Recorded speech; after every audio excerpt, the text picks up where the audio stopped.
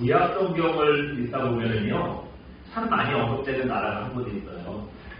왜 많이 언급되냐면 바로 이 남유다를 멸망시킨 나라이기 때문입니다. 그 나라가 어디냐면요, 한번 잠깐 보여주시겠어요? 네. 어디래요? 바벨론. 들어보셨죠? 그 유명한 바벨론 얘기를 좀 오늘 해보려고 합니다. 바벨론이 어디 있는 땅이냐면요, 지금 이라크라는 나라 있잖아요. 그 이라크라는 나라가 예전에 바벨론이었습니다. 그리고 이 나라는 수천 년부터 있었던 역사가 아주 깊은 나라예요.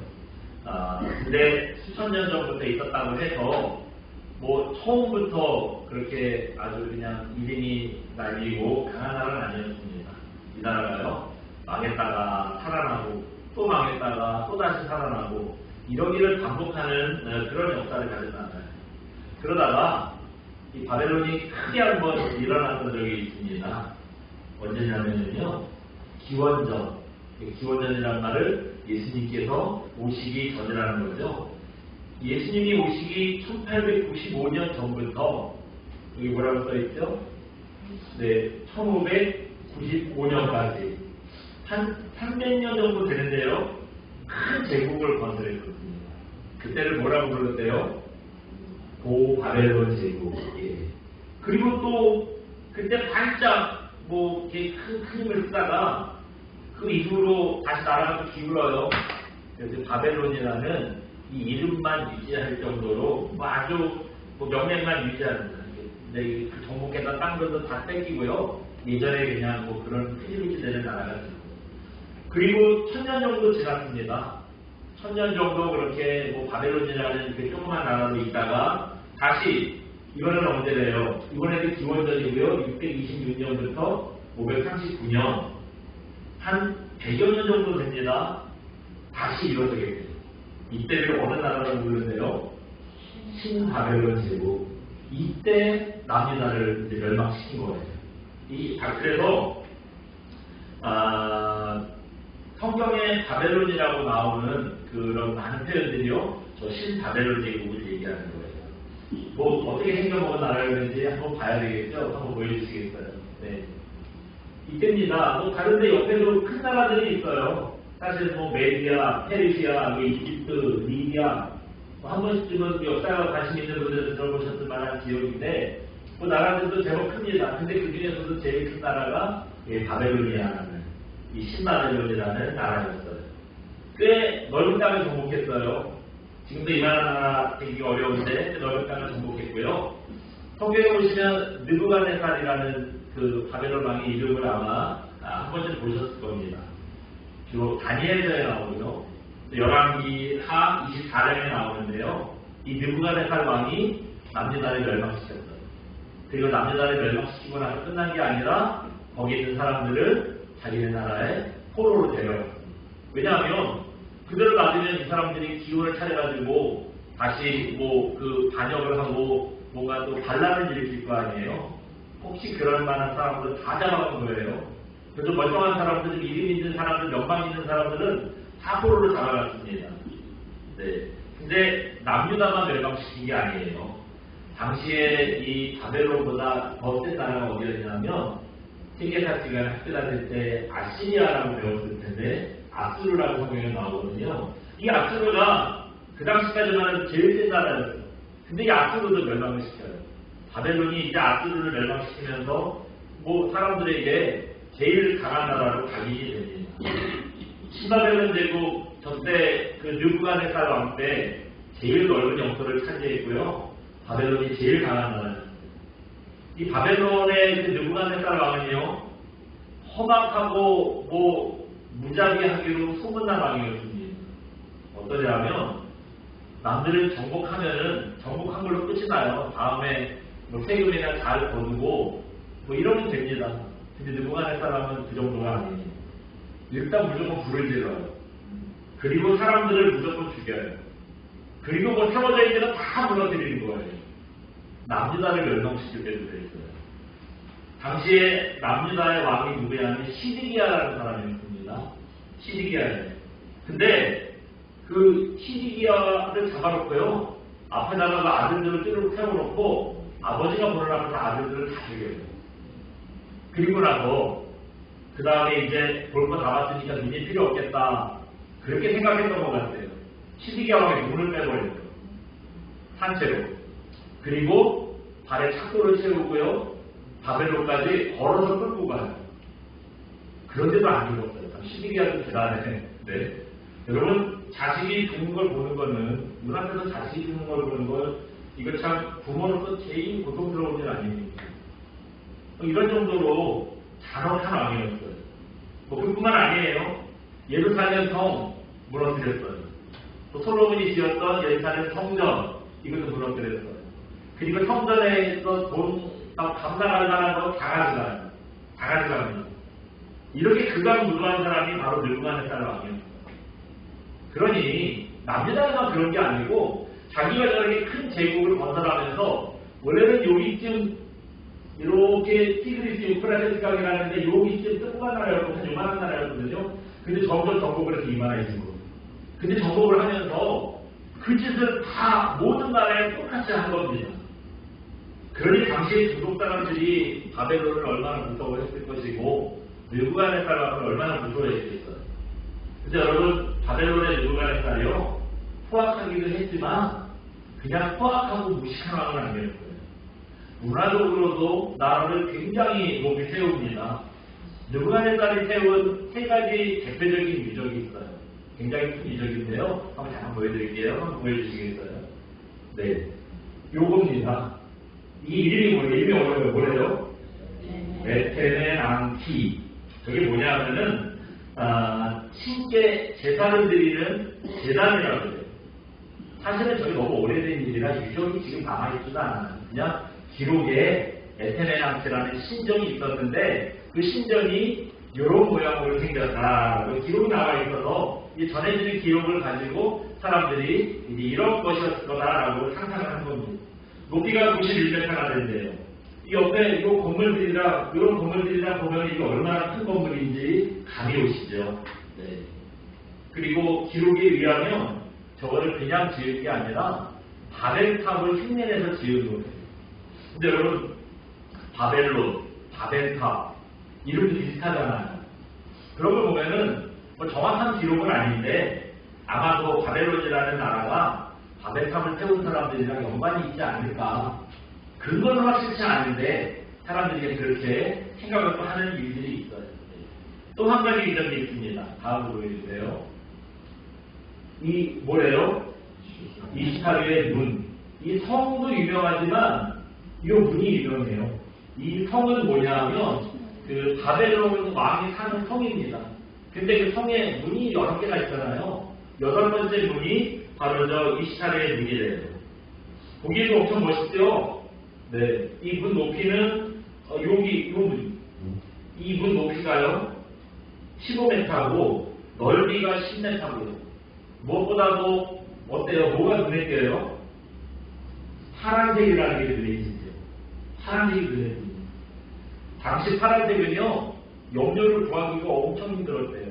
저게 뭐 무슨 조개에서 뭐 겨우 요만큼씩 얻을 수 있던가? 뭐 그런 색이래요. 지금은 뭐 빨간색 파란 뭐 색으로 자연에서 그렇게 만드는데 예전에는 자연에서 색을 채취해야 되니까 찌기 어려운 거예요. 그래서 어느 정도였냐? 파란색 색깔이요. 염료가 금보다 비쌌대요. 그 정도로 귀한 거예요. 근데 그렇게 귀하고 비싼 파란색을 여러분 보세요. 어디다 칠했어요? 벽돌에 막 칠한 거예요. 저 금덩이로 채우는 것보다 더 비싼 거예요. 그러니 저 바벨론이 얼마나 부유한 나라였는가 그거 볼 수가 있죠. 마지막 또 한 가지 유명한 이적이 있습니다. 네. 이번엔 뭐래요? 공중정원. 느부갓네살 왕이요. 왕비가 아미티스라는 사람인데 이 아미티스라는 왕비를 위해서 지어준 정원이에요. 왕비의 고향이 원래는 뭐 산도 많고 이래서 과일도 풍성하고 열매도 많고 나무도 막 푸르고 이런 데 살던 사람이었어요. 근데 바벨론은 사막 한가운데잖아요. 그런 데를 시집을 온 거예요. 그러니 얼마나 쌍막해요. 그래서 이 왕비가 늘 우울해했다 그래요. 그래서 왕비를 위해서 그 고향의 모습처럼 저렇게 정원을 지어준 거예요. 이거 보세요. 높이도 대단한데요. 이게 한쪽 면이 100m래요. 높이는 105m래요. 그래가지고 저게 한 30층 정도 건물 높이가 되는데 저 공중정원은요 지금까지 7대 불가사의 중에 하나라고 합니다. 왜냐하면 당시에 이렇게 높은 곳에 정원을 꾸민 것도 대단한 기술이다 하는데 저렇게 높은 곳에 정원을 꾸미려면 이 위로 뭐가 올라가야 돼요? 물이 있어야 되잖아요. 그러니까 저 높은 곳까지 물을 어떻게 끌어올렸을까? 도대체 무슨 기술이었을까? 그래서 저게 7대 불가사의라는 겁니다. 네. 뭐 이처럼 당시 바벨론은요 다른 나라들이 상상도 못하는 걸 생각해내거나 또 생각한 걸 실제로 만들어내는 기술이 있는 걸로 다른 나라들이라면 차원이 다른 거예요. 그러니까 어마어마한 나라였습니다. 우리가 뭐 성경에 바벨론 조금씩 나오니까 뭐 별나라 아니고 이스라엘이 제일 대단한 나라라 생각하는데 아니 저런 바벨론에 비하면 이스라엘은 아무것도 아닌 나라예요. 여러분 바벨론 왕의 포악함이나 그렇다고 포악하지만 않았어요. 바벨론은 문화적으로나 기술적으로나 힘으로나 뭐 하나 빠질 수가 없는 완벽한 나라였습니다. 여러분 그렇다면 저런 나라들 모든 나라들이 두려워해요. 그러면서도 부러워하는 거예요. 우리도 저런 힘을 가졌으면 좋겠다. 저런 기술을 가졌으면 좋겠다. 모든 나라들이 무서워하면서도 흠모하는 나라인데 저런 바벨론 전설하면 망하는 걸 상상이나 했겠어요? 여러분들이 일제시대 때 그 일본에 협조했던 사람들이 그러잖아요. 일본이 망할 줄은 몰랐다고. 그래서 내가 살려고 한 거다. 그런 얘기 하잖아요. 얄밉기도 하지만 한편으로 이해도 가요. 워낙에 강한 나라는 영원할 것 같은 거예요. 도저히 망할 때 망할 수가 없는 거예요. 그런데 오늘 왜 이렇게 바벨론에 대한 얘기를 성경에 많이 했냐면요. 오늘 본문이 바로 이렇게 강하고 절대 망하지 않을 것 같은 바벨론도 결국에 망했다는 겁니다. 그 망했다는 것을 하나님께서 가르쳐주고 있는 말씀입니다. 오늘은 하나님께서 이사야 선지자에게 찾아오셔서요. 말씀을 하셨어요. 4절 한번 볼까요? 오늘 보면 4절입니다. 같이 봅니다. 시작.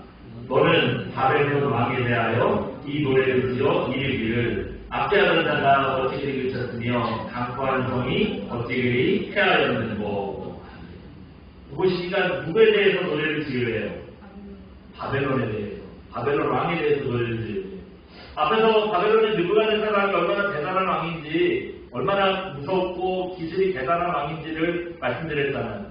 이 왕에 대한 노래를 지으려니까 바벨론을 찬양하고 하나님께서 바벨론 왕을 찬양하라는 그런 노래를 지으려나 보다라고 생각하실 텐데요. 그런 뜻이 아니었습니다. 여기 보니까 그 다음에 뭐라 그랬어요? 압제하던 자가 어찌 그리 그쳤으며 강포한 성이 어찌 폐하였는가. 압제하던 자가 그 압제를 비친 이유가 뭐겠어요? 네? 죽었기 때문이에요. 죽어서 그랬다는 거예요. 여러분 사람이 쉽게 변하나요? 정말 풍년께서 완전히 뒤집어져가지고 생각하는 사람이 되지 않으면 사람 변하는 거 쉽지 않습니다. 이런 포악한 성격이 여러분 아까 말씀드렸잖아요. 정복하는 데마다 가는 데마다 다 때를 부시고 다 불태워버리고 다 죽여버리고 뭐 눈도 뽑아버리고 이런 포악한 성격이 쉽게 바뀌겠어요? 근데 어떻게 압제하던 자가 그치고 강포한 성이 패했느냐? 죽었기 때문에 그래요. 결국엔 죽었습니다. 그러니까 바벨론 왕이 죽게 된 거를 풍자하는 노래, 조롱하는 노래를 지으라는 거예요. 물론 이제 이사야 시대 때 왕이 누구였죠? 네. 갑자기 이름이 생각이 안 났어요. 죄송합니다. 느부갓네살 왕이 살아있을 때 아직 죽지는 않았어요. 이제야 죽지는 않았어요. 근데 앞으로 죽을 거라는 거죠. 그래서 앞으로 죽게 될 거를 노래해라. 이제 그렇게 해서 느부갓네살 왕은 너무 무서워하지 말라 하는 말씀입니다. 바벨론 왕이 죽으면 두 곳에서 난리가 나는 거예요.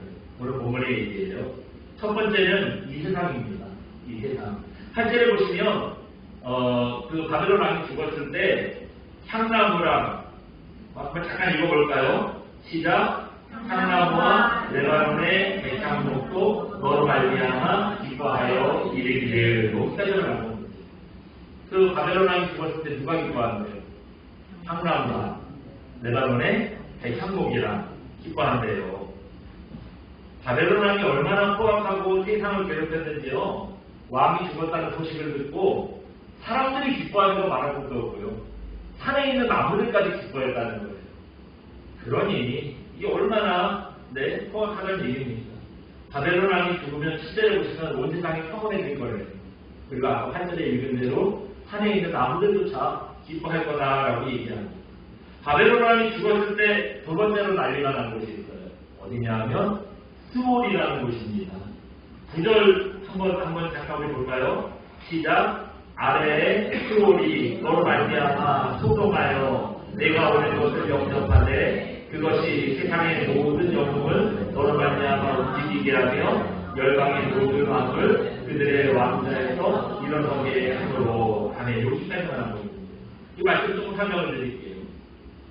바벨론 왕이 죽었을 때 소동이라는 곳이 어디예요? 수올입니다. 수올이 어디냐 하면 그 사전적인 의미로는 죽은 자가 가는 곳이 수올이에요. 죽은 자가 가는 곳. 근데 여러분 수올은요 단순히 죽어서 가는 곳으로 끝나는 데가 아닙니다. 수올은요 형벌과 고난의 장소예요. 죽어서 갔다 그래서 거기서 그럼 또 다른 세상을 사느냐? 또 다른 세상을 살지요. 근데 그곳에는 형벌과 고난이 있는 거예요. 여러분 죽은 자가 죽었어요. 형벌을 받고 고난을 당하는 곳이라면 우리가 알고 있는 곳이 어디죠? 그래요. 그 수올이요 단순히 죽은 자가 가는 곳이 아니라 지옥을 얘기하는 겁니다. 여러분 바벨론 왕이 아까 말씀드린 대로 살아생전에 얼마나 포악했어요. 얼마나 무서운 산들의 나무들까지 기뻐하겠다는 얘기를 했어요.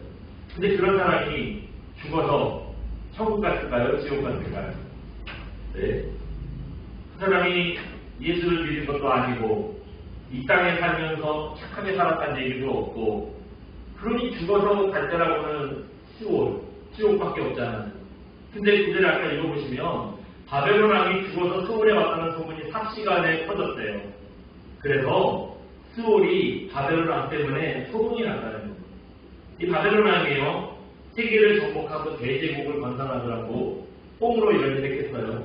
사람들과 얼마나 많이 싸웠겠어요. 얼마나 많은 왕들과 싸웠으며 전쟁터에서 얼마나 많은 영웅들과 싸웠겠습니까. 근데 그 왕들과 영웅들도 예수를 안 믿어서 그런지 죽어서 다 지옥에 가 있더라고요. 다 지옥에 가 있는 거예요. 그래서 바벨론 왕과 싸우다가 스올에 먼저 와 있던 영웅들, 열방의 왕들 바벨론에 왕을 영접했대요. 오늘 보면 구절이 그 얘기. 근데 여러분, 왕들이, 영웅들이 영접을 했다고 좋아할 거 없어요. 그 사람들이 스올에 앉아가지고 왔다고 반갑다고 어서오라고 파티를 열어줬겠어요. 이 사람들의 분위기 지금 이거예요. 머리는 다 흐트러지고, 옷은 다 헐벗고, 상황은 떼구정물에 쭉쭉 흐르고, 온몸에는 새산들로 묶여있고요. 완전히 형벌받는 죄수의 모습이죠. 스올에 앉아있던, 먼저 가 있던 열방의 왕들, 영웅들, 다 이런 모습이에요. 그래서 세상의 왕들이나 영웅들이나 오늘 본문에서 얘기하는 바벨론의 왕이나 다 똑같은 꼬라지입니다. 뒷골이라도 앉아있는 거기서 무슨 장치가 있고 뭐가 있겠어요. 네? 이런 몰골로 쟤들도 똑같이 스올에 갇혀 있으면서요. 그래서 11절 보시면 바벨론의 왕의 영광도 스올에 떨어졌어요. 또 무슨 얘기가 있냐면 부정이와 지렁이로 이불을 덮었다 그랬어요. 그러니까 지금 스올에 앉아있는 상황이 이런 상황이에요. 이런 몰골로 쟤들도 똑같이 그 지옥 스올에 갇혀 지내면서 바벨론 왕이 스올에 온 거요 조롱하고 통쾌했다 하는 게 우리가 읽은 본문의 내용들입니다. 이 오늘 본문이 오늘 이 말씀은 우리에게 주는 교훈이 있어요. 우리 10절 말씀 한번 읽어볼까요? 10절 같이 읽어봅니다. 시작. 그들은 다 내게 너도 우리같이 되었느냐 하리로다. 아까 먼저 가 있던 그 열방의 왕들, 영웅들, 이 사람들이 바벨론의 왕이 자기네 같이 스올에 왔다고 이 사람 와가지고 같이 만나고 조롱하고 했다 그랬잖아요. 그러면서 한 얘기예요. 이 왕들이 바벨론 왕에게 뭐라 그랬습니까? 한번 잠깐 보여주시겠어요? 이거 내가 좀 보여드렸는데 같이 한번 우리 밑에만 한번 읽어볼까요? 시작. 너도 우리같이 연약하게 되었느냐? 너도 우리같이 되었느냐? 아까 이런 내용이었어요. 이게 결국 무슨 얘기냐? 한번 보여주시겠어요?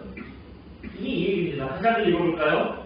너도 별 수 없구나. 너도 지옥에 떨어져서 아무것도 할 수 없구나. 지금 이 얘기입니다. 네.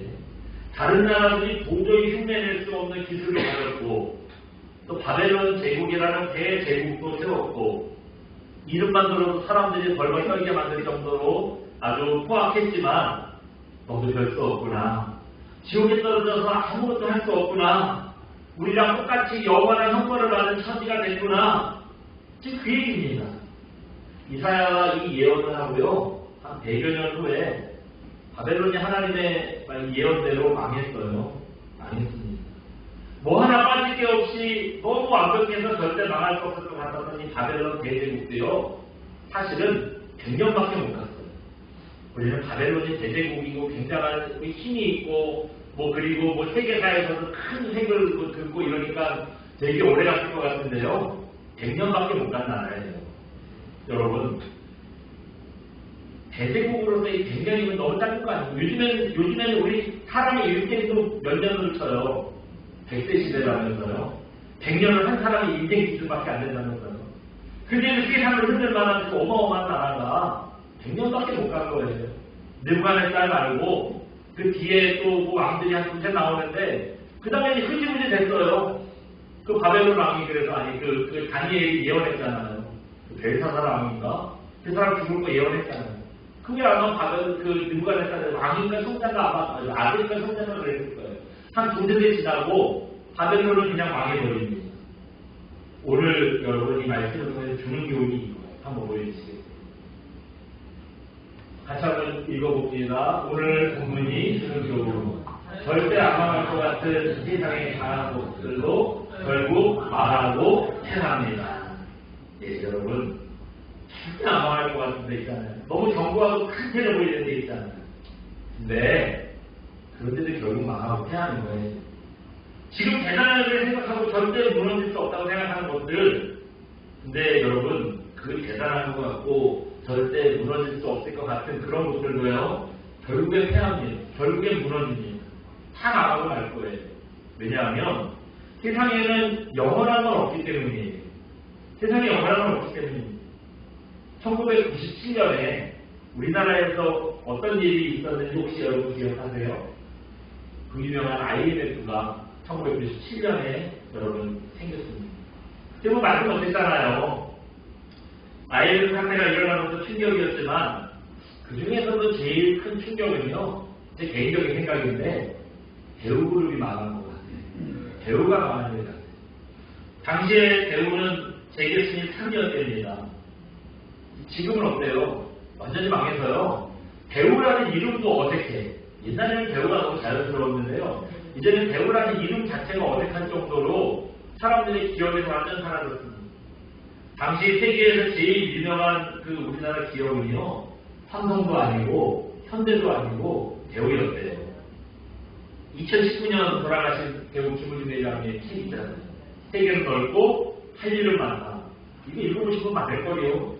이 책을 통해서 우리나라 사람들, 특히 젊은 사람들이 얼마나 감동을 받고 도전을 받았어요. 저도 막 이 책 읽는데요. 얼마나 가슴이 뜨거워지는지 막 책 읽다가 나는 뭔가 해야 될 것 같아요. 그러면 뭔가 될 것 같아요. 막 장사를 하고 막 뭔가 할 수 있을 것 같아요. 그런 도전을 얼마나 많이 해요. 배우가요. 전 세계에서 진출하지 않은 나라가 없을 정도예요. 근데 전 세계 사람들이 아직 그때까지는 삼성이라는 나라는 잘 몰라도 대우는 아는 거예요. 대우자동차, 대우전자 다 아는 거예요. 네. 그런 대우가 하루아침에 무너졌어요. 하루아침에 망했으니. 근데 여러분 그게 세상이에요.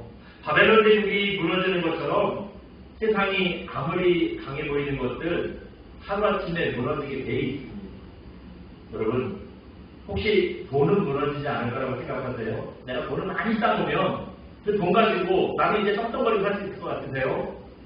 근데 보니까 사회를 보니 그렇지 않습니다. 나라가 망하니까요. 내가 갖고 있던 돈이 휴지가 된 거야. 쓸모가 없어졌어요. 여러분 주변에 그런 나라도 너무 많습니다. 지금 인플레 어쩌고 해가지고요. 뭐 하나 사는데 뭐 몇백억 막 이렇게 주는 데도 있대요. 어디였죠? 이디오피아가 어떤 나라가 보니까요. 부르마로 돈을 끌고 다니고 조 단위로 돈을 끌고 다니는데 쓰레기래요. 네. 나라가 망하면 그런 경우들이 생기더라고요. 의사, 변호사, 여러분 이런 좋은 직업 영원할 거라고 생각하세요? 애들 너무 의사되라 변호사되라 기대하지 마세요. 이제 AI가 의사 변호사 대신할 때가 곧 옵니다. 오늘 갑자기 의사 변호사 따놨는데 실업자 될 수 있어요. 네, 곧 옵니다. 그런 세상 곧 올 것 같아요. 내가 가진 능력은 영원할 거라고 생각하세요? 컴퓨터가 이제 우리가 가진 능력보다 훨씬 뛰어나요.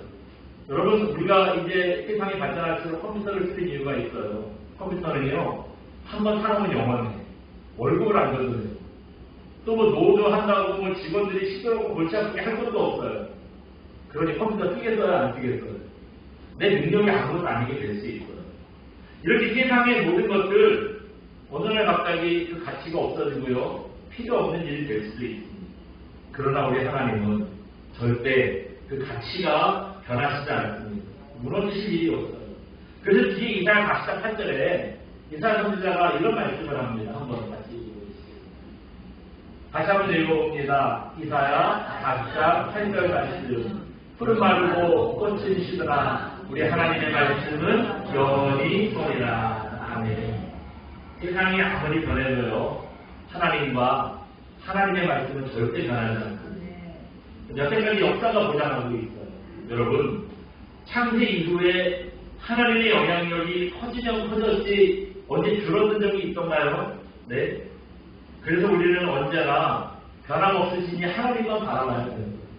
그게 우리가 살 길입니다. 여러분 그렇기 때문에 오늘은 갑자기 무너져버린 바벨론 같은 세상, 이 세상 너무 몸매지 않으시기 바랍니다. 오직 하나님만 바라봐야 살 수 있다는 거 확신하시고 또 하나님만 바라보는 저 여러분 되시기를 주님의 이름으로 축원드립니다. 우리 시간 함께 찬양하고 기도합니다. 눈을 들어 주를 보라 함께 찬양하고 기도하겠습니다.